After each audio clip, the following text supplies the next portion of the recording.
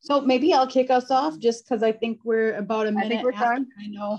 Okay. I know we have only 45 minutes today, and we're really excited for you all to be here today. So thanks so much for joining us.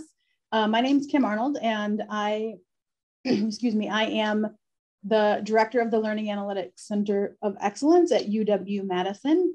I'm going to let my co-facilitators introduce themselves. But before I do that, as Marcia said when folks were coming on, please do introduce yourself in the chat. We want to know who's in the room so that we can really make the full use of the 45 minutes we have together today. I'm Marcia Ham. I'm from The Ohio State University, and I am the Learning Analytics Consultant with the Office of Technology and Digital Innovation. And I'm Robin Pappas. I'm the Information and Technology Governance Program Manager at Oregon State University. Yeah, the recent shift in roles, but have been working on and thinking about things related to learning analytics and ethics in learning analytics for quite a while. Great, thanks both of you. So to get us started today, there we go. We just want to spend a quick second and just do a touch base on session norms. As you all should have seen from the abstract, this is in fact a guided discussion. So the three of us, as you might have told from our introductions, care about the topic of responsible learning analytics quite a bit. We live and breathe this every day, but we do not have all the answers, right? So we're here to facilitate a conversation, and really this is a community effort. So we just ask that you be respectful and that you allow all perspectives to be heard, because they're all really important. And that's part of the really important thing about conversations that are tricky in our field.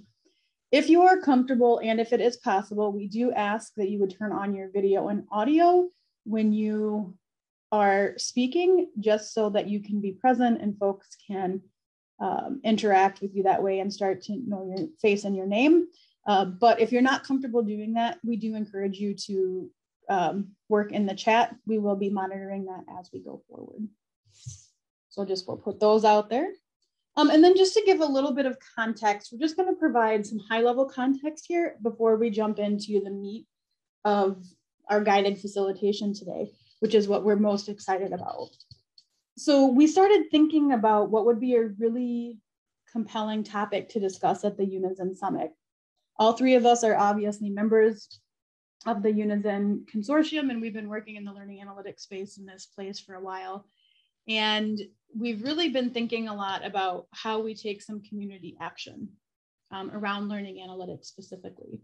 And we feel pretty strongly that there is a significant benefit to be gained from the data-rich environments that we all operate in, not only to operationalize the teaching and learning environment, but to also better support instructors and students in new and different ways, along with our already really strong support systems, but also to seek the ability to democratize the data that we have and are able to harness in higher education now to really help empower the learners that we serve. So knowing that's all true, one of the things we talk a lot about in many circles, in Unizin circles, and EDUCAUSE circles, and larger organizational context is, what is the implications for higher education in these data-rich environments that we live in? And how do we live at this confluence of ethics, privacy, and then the usage of this data?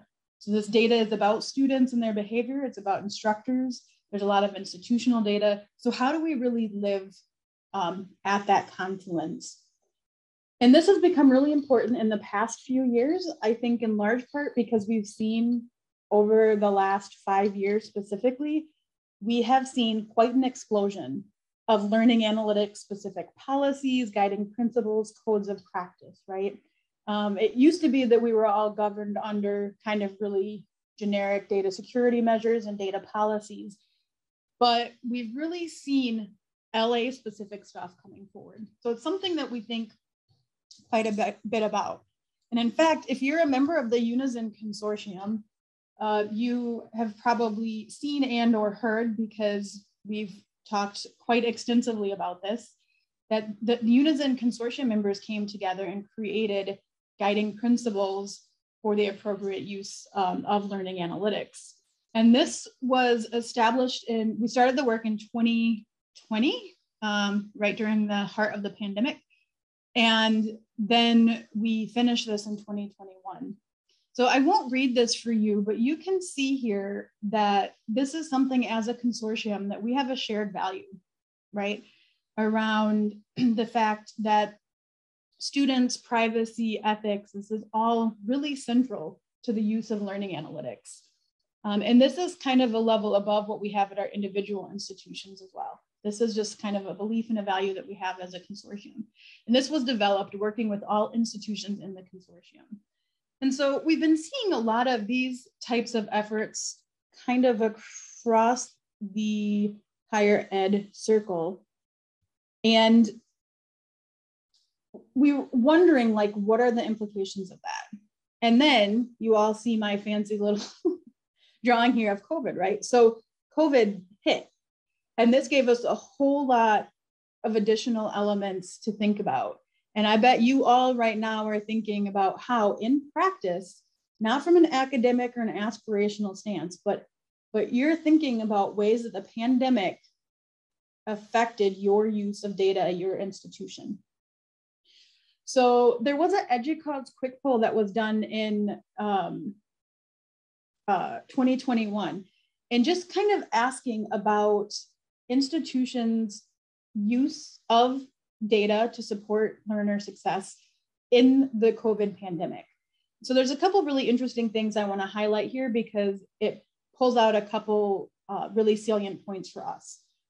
So as you can see, this first graph I'm showing you, 68% of the institutions that responded were saying that there was a significant increase in the demand for data about the learning environment and about students during the pandemic.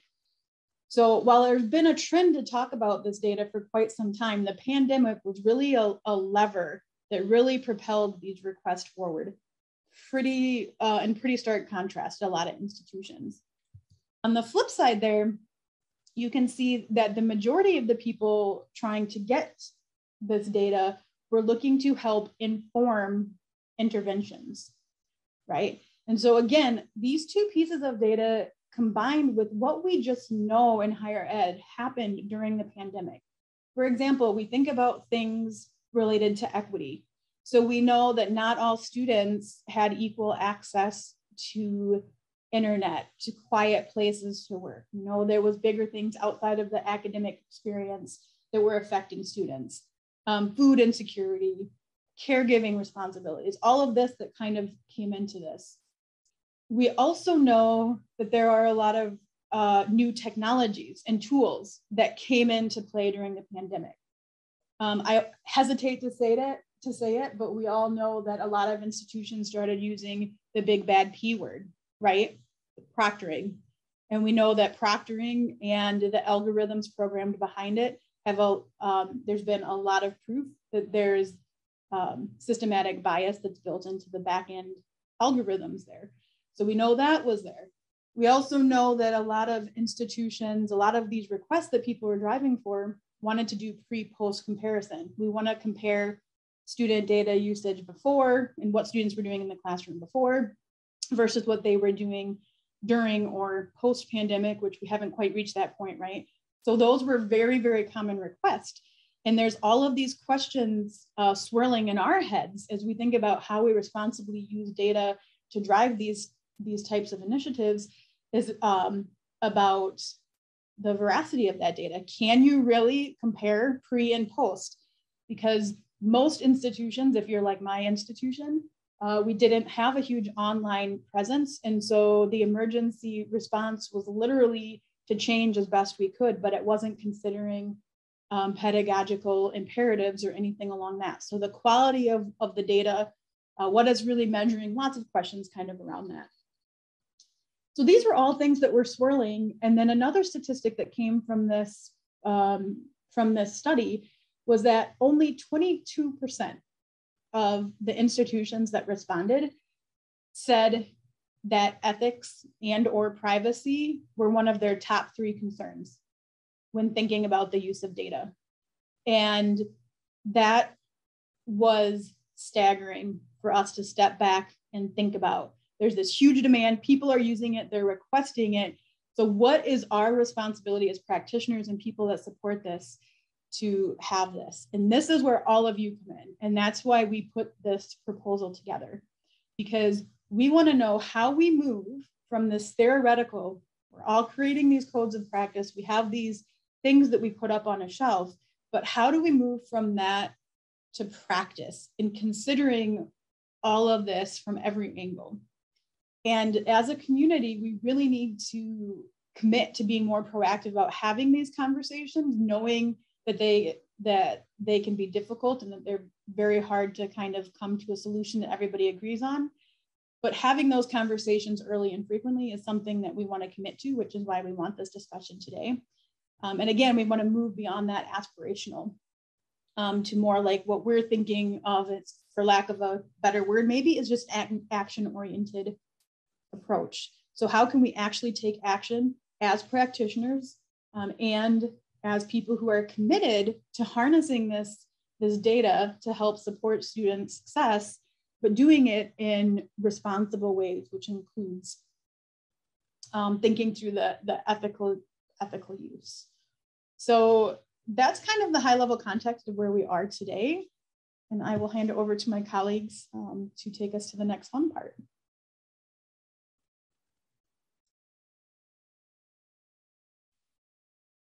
So the 2 themes then that we wanted to go a little bit, get into a little bit more deeply then really, and to try to focus the conversation, because there's so many possible directions that we can go when we're talking about the data, but to see if we can carve out a space to think together about the implications for privacy, protecting privacy. What does that look like in action?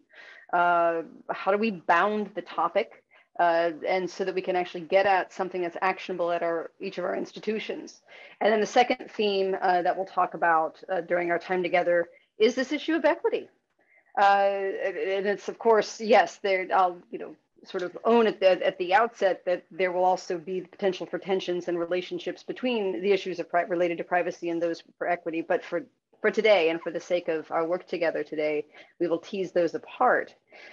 In order to give us a kind of starting place and to find where we have some observations and experiences in common, and also potentially some common questions that we want to begin to sort through, we've created a Jamboard that poses sets of questions, so chunking out privacy just a little bit further, chunking out the issues of equity just a bit further. Marcia has put a link to the Jamboard in the chat. And what we'll invite you to do is so first of all, go ahead and click on the link to bring up the Jamboard. And Kim has posted what it looks like there. So you can begin by just seeing the questions, and then yeah, I should need to actually double check on this. So Marcia, was the thinking, did you want folks to sort of do open a Google Doc for themselves and do some sort of write and then sharing, or how did you want to give folks a chance to process these? Yeah, so thanks for teeing that up. So we're just going to work right here in the Jamboard. I see a lot of you are already in the Jamboard. You'll notice that people are in there as like anonymous chipmunk and an anonymous dolphin, and that's the way, sorry, of course, potential spam. So that's just how you come across. Everybody's anonymous. And so this front page is just kind of teasing out some of the questions that we've come across when we're thinking about taking these theoretical concepts of, yes, let's protect privacy while we're doing learning analytics. We should do this. We should, promote equity. This is really important. But what does that mean? Practically speaking, how do you take those concepts and make them actionable? How do you do privacy? How do you do equity when it comes to learning analytics? And so these 3 questions under each one of these themes are just to kind of generate, hey, have you had these same questions? Or if these are not the questions that you're wrestling with, what are some of those things? What are some ideas that you have around privacy and equity when we are doing or either strategizing around learning analytics, or consulting about learning analytics, or making policy around learning analytics, so on and so forth? Like what's coming up to mind for you? Questions, ideas, struggles, wins. So the way we're going to capture your ideas is not here on the first page, but if you look up in the front center up at the top, you'll notice that there's a frame. It says 1/3. So this is page 1 of 3, and you hit the right arrow. You will see that there's a page, another page for privacy and learning analytics. And what we want you to do is to add your thoughts in little sticky notes. There are 3 sticky notes to the right. Those are the questions that are already in page 1. So if you go over to the left, you'll see a toolbar, and there's a sticky note icon. If you click on that, you can add any color sticky note you want and post your thoughts, just as many as you want. I don't care what color, just whatever's coming to mind when it comes to privacy and learning analytics. And then when you're done there, or you're curious, you can jump over to page 3, and that's about equity and learning analytics. So just jump back and forth between the 2 pages on privacy and equity. Add your thoughts, questions, concerns, snide remarks. No, we're not doing snide remarks. We already went through this. rules of engagement. And we're just going to give you a few moments here to add your stuff, and then we're going to come back and we're going to have our conversation about what you put in there and what keeps you up at night, or what are you noodling on in your head when it comes to these thoughts? What brought you here? If you think about that, why were you attracted to this session as opposed to another session? Because I know it's not the Jamboard. We didn't even tell you were going to do that. Okay, I'll shut up and let you guys work.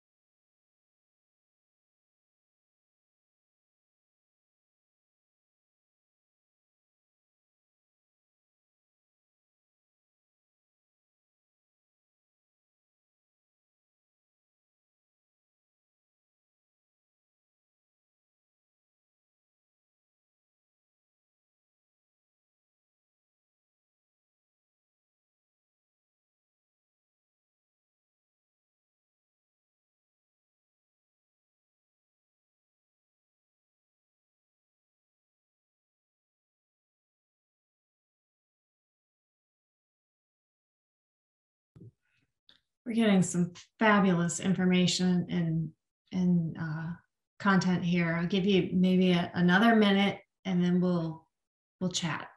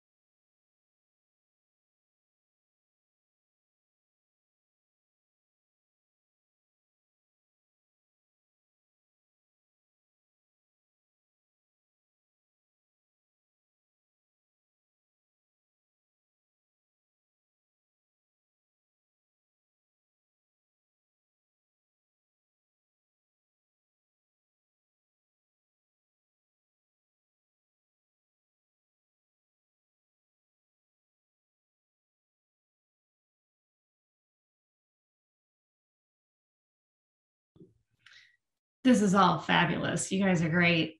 And just continue to throw in your ideas, especially as we get talking here. You might come up with some ideas that you want to put on the Jamboard.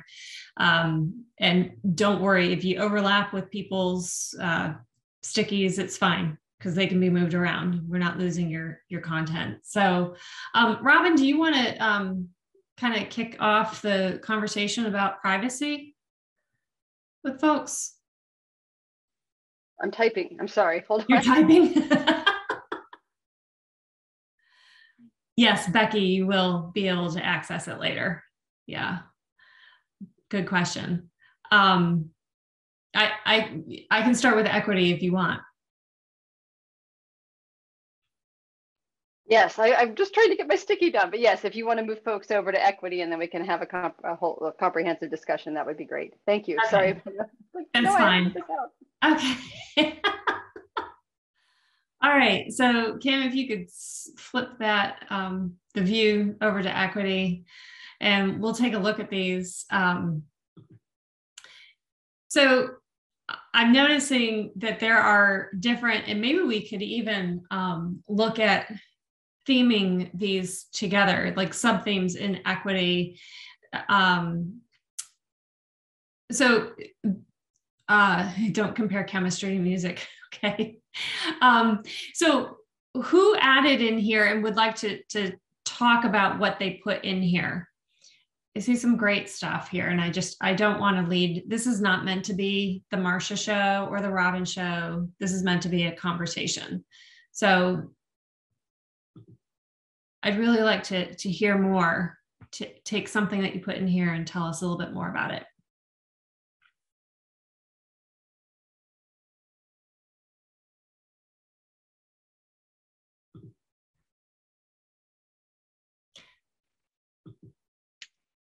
I'll share. I hate waiting for people to start, so I'll kick off.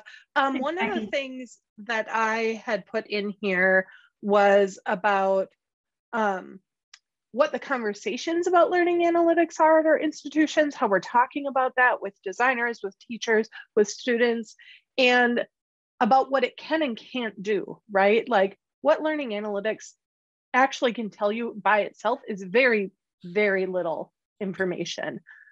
It can start a conversation, but in and of itself, it's often flawed or can lead to multiple things depending on which perspective you start from. And so that's one of the things I thought about, and related to that is like, what data are we not gathering? And maybe whose data are we not gathering? Like thinking about, I've read the book Invisible Women, which talks about data bias in regards to women specifically, but like, are there programs that you don't get data analytics necessarily from? And are those programs primarily like certain demographics of students maybe, or whatever? I don't know, but I just wonder about like, what data are we not gathering and how is that informing like generalizations we're making from this. That's really great. Those gaps in data are to be considered. Also, the types of data.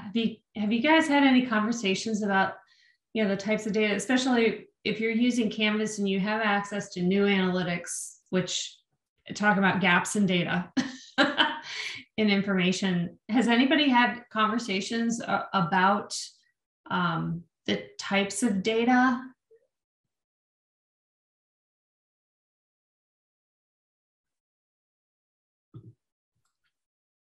Hi, I'm Ann Lytle. I can answer that for our institution, at least. I think we've been talking a lot about how Canvas isn't used in all courses. I mean, we have pretty wide adoption, but it's not complete.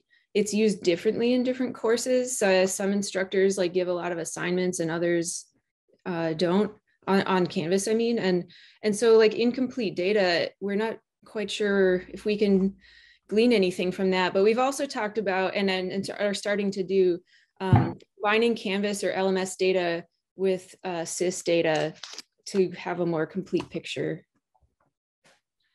Thanks, Anne.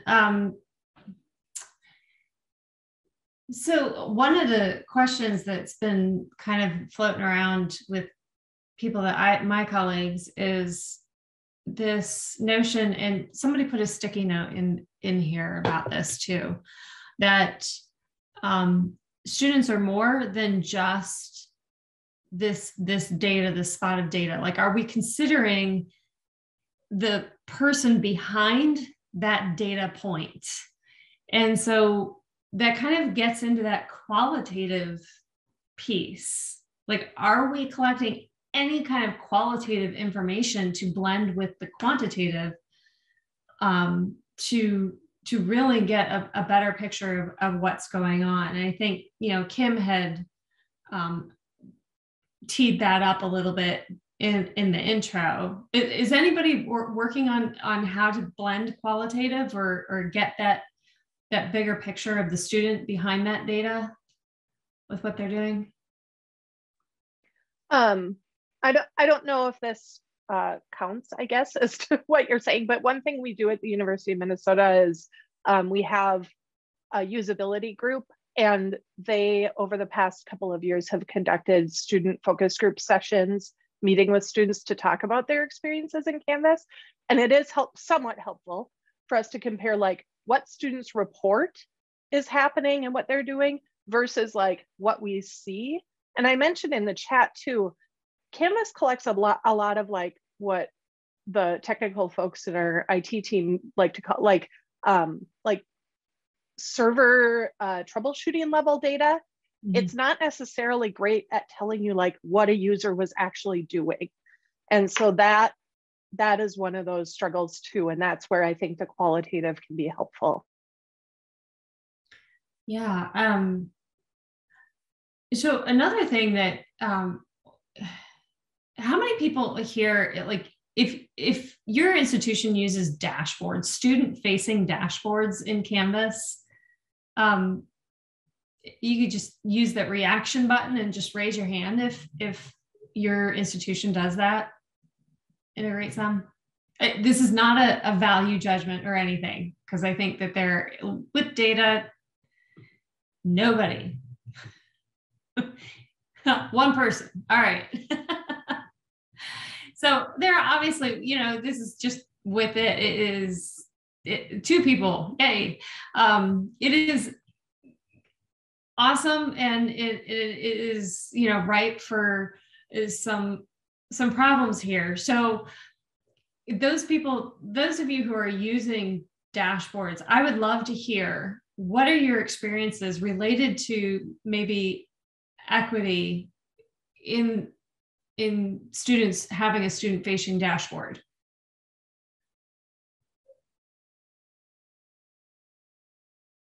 Annette and Chris, I think you guys had your hands up, that you guys had those. Yeah, I don't know that it's a student-facing dashboard. We have different little sort of supplemental apps for different things. So we have Excelling at Iowa, which is all the SIS data and self-reported co-curricular data. So that's one thing. And we're starting to build in more sort of student life type things in there. We haven't connected the learning analytics with that completely yet. That's not out of the question. And then, you know, many of you have heard of like elements of success and other things that I was doing for the learning analytics.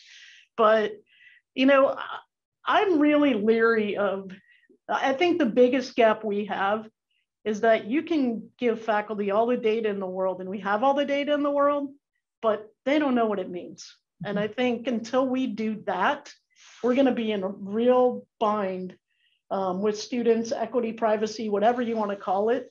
Our faculty need to understand what the data means and all the variables that come along with it. It's a snapshot of that day. And, you know, it depends on how a student's feeling that day. So we have some supplemental dashboards, but not comprehensive yet. Okay, excellent. So maybe a literacy piece is being put into the equity here is, you know, when we think about, well, how do we address equity when we are trying to push forward and leverage learning analytics? It seems tangential, but it seems also very important to train up faculty, admins, even students, especially students, when you start bringing them into, here's a dashboard of data, and this is what it means. And this is how you interpret it. We don't have that skill set broadly yet, maybe, and something to be addressed. Chris, did you have something that you wanted to add? Not specifically. I think I misunderstood the dashboard thing. I was thinking Canvas dashboard rather than like a learning analytics dashboard. Oh, yeah. So, I mean, it's also true with Canvas dashboard. If you're looking at that new analytics as a faculty member, it's very easy to interpret, to jump in and say, oh, well, you know, these people aren't turning in this, that, and the other thing. It must be blah, blah, blah, you know, and to make assumptions. Who was it that asked in the chat about the types of qualitative data we're talking about? And I would venture to say that's a good question. It depends on I guess what you want to know, right? What your questions are. So I'm going to leave it at that. You may continue to add in notes for equity. I'm going to pop this over. Let's jump over to, I would like to say, a less sticky conversation, but it's not. Let's talk about privacy. Well, right before we do, I saw just as you were about to transition, Marcia, Jeff put his hand up. And so, Jeff, go ahead. Let's. Oh, Yeah, hi everybody. Away that easy. I'm from UT Austin. We're not in Unizin, although we're talking about it. And I'm here to learn and everything. But I thought there was something interesting in our conversations around data literacy piece, where at Georgia State University, they have advisor dashboards where they're pulling in various types of data, including some limited Canvas data. And they found that the advisors didn't find them very useful, mainly because they didn't trust the data.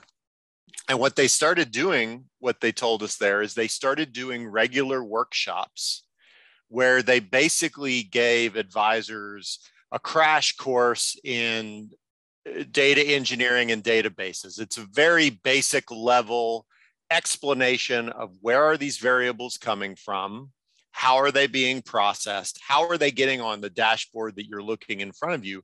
And by doing that, they built trust in the data processes that lent to the dashboards. And they found after that, advisors were able to make much more positive use of them. And so what I found super interesting about that was just the base level of dealing with that issue of trust and education around the data. And they were able to get a lot more mileage out of the data then.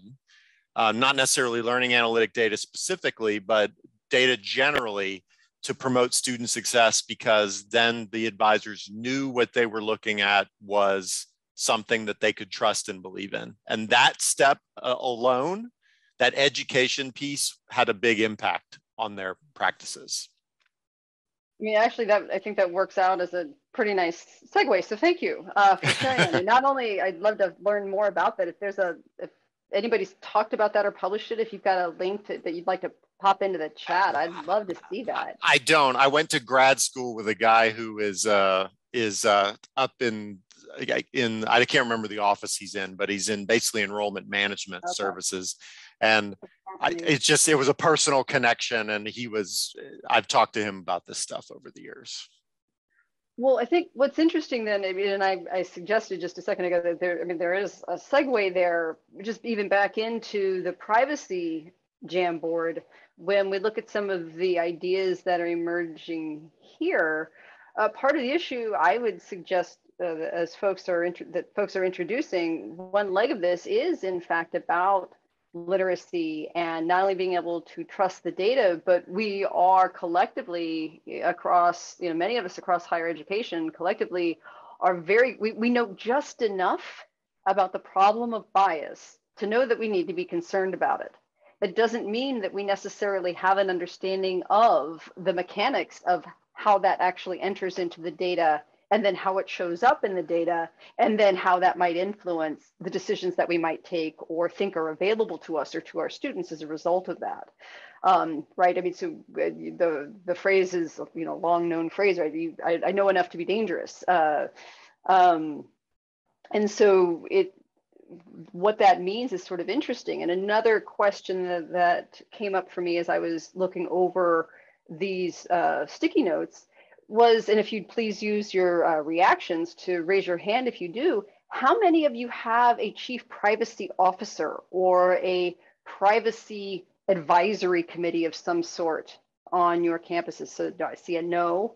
You can say, but provide us some kind of, is there a sort of privacy buck stops here on your campus? We don't have one yet, by the way. Our chief information security officer, which is not quite the same, started some conversations.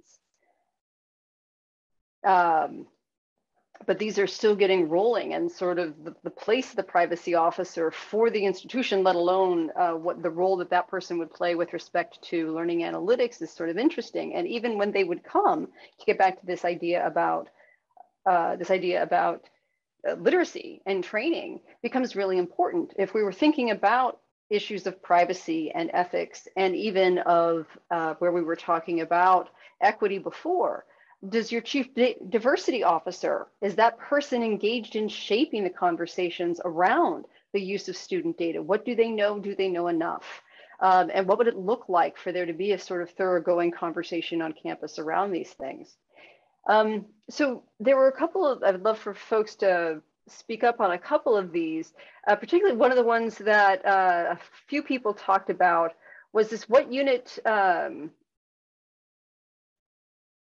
was this issue of opting out, and it was treated in a couple of ways. There are a couple of these notes indicating that, I'm checking on the time, that when we're in a one-on-one or face-to-face teaching context, of course, the instructor is observing learning behaviors. And so what's at stake in telling students that we're observing their digital behaviors, right? In other words, another sticky says that opting out isn't feasible because someone is already collecting paper-based grades and assessments and tracking activity in one way or another. That's data. So there is no opting out. For those who fall on a different area of the spectrum there, what would be your counterpoint to that? If you were to say, right, so if there's one view that says there is no opting out, it's simply a digital version of what would already be collected, how would you press back against that? What else should we be worried about? What does that viewpoint not take into consideration?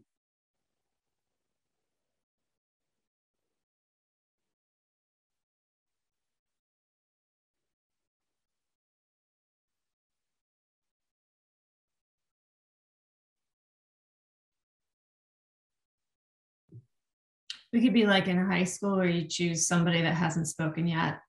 Yeah. Yeah, well, Becky raises the point. You wouldn't normally get some of this kind of data. And well, and another interesting point that someone raised is whether other institutions are using broad informed consent of data for operational use, right? And to what extent does learning analytics fall under the context of operational use? And I can speak to that myself for studies that I've done here for program review, largely around trying to understand equity across students and their technology access, and looking at operational data to try to understand who's coming to campus with what kind of devices, for example. What's at stake in that? That was operations data that didn't become student data until it became merged. Yes, Kim. I know we're getting close to time, but I was just going to throw my 2 cents in here, and that I think the issue or the model that we're considering right now, I don't know that we've got complete buy-in for it, is that when you allow opt-outs, it affects some of the federal law under data retention and that type of stuff as well. But it can affect models and dashboards. There hasn't been a lot of studies showing that actually happens, but that's a potential concern. So the model that we're considering is that we allow folks to opt out of having action taken based on the data. So you can opt out of having an advisor perform an intervention or instructor, but the data is part of your educational kind of record, and as such is for the betterment of all.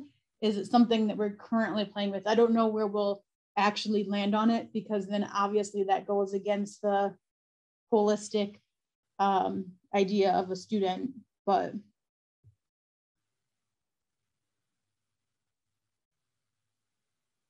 Right, GDPR. Well, Kim, we are at about 1 minute. I didn't know if you wanted to say just a couple final remarks to bring us to a close. Yeah, I'm struggling, folks. I'm trying to put my hand down here, but yes. So we knew that we were just going to scratch the surface with this conversation, and we, know that that's always frustrating because we just start getting to really good conversation topics and then run out of time. But please, if anybody's interested in continuing these types of conversations, reach out to any of the 3 of us. We would love to continue these conversations and maybe even do some follow-ons. So thank you so much for your participation today. Know that we're at time, but also you'll have access to these Jamboards if you want to come back and refer to them. And the slides will be up we'll put the slides up in the event as well. So thank you all so much.